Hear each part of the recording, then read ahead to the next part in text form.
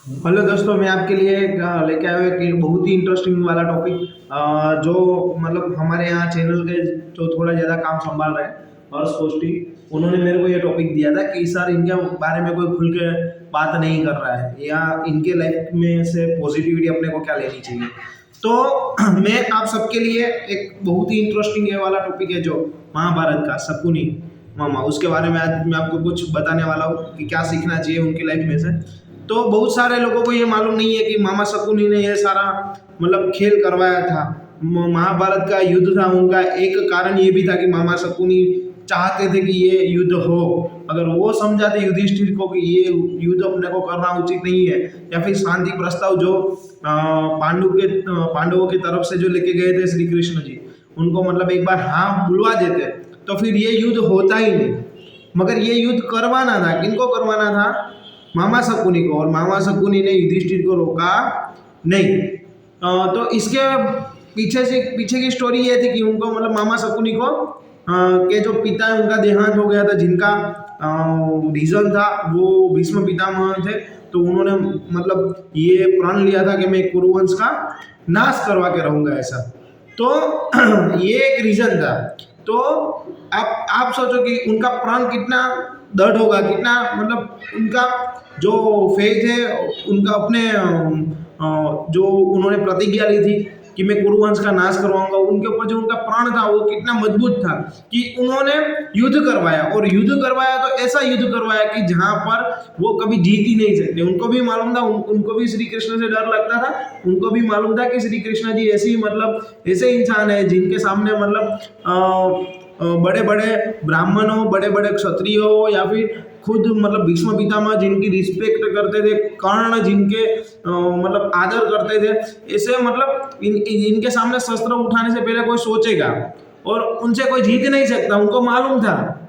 इसीलिए मतलब उनके साथ युद्ध करवाया और युद्ध करवा के पूरा मतलब कुरुवंश का नाश करवा दिया।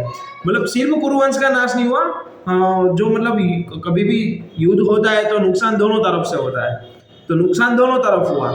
लेकिन युद्ध इतना मतलब भयंकर करवाया कि मतलब हजारों सालों तक अपने महाभारत हुई उनका 5000 साल जितना टाइम हो गया, फिर भी अपने याद कर रहे हैं। और हजारों सालों तक लोग, जब तक मतलब पृथ्वी रहेगी तब तक लोग उनको याद करेंगे।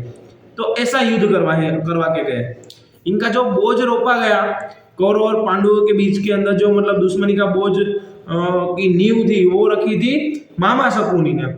तो इसके पीछे भी बहुत ही बड़ा मतलब रीजन था, है ना। शत्रु आपको शायद ऐसा लगेगा कि मतलब शत्रुता करने के अंदर अपनी क्या पॉजिटिविटी ले सकते हैं, लेकिन शत्रुता लेना वो मेन बात नहीं है।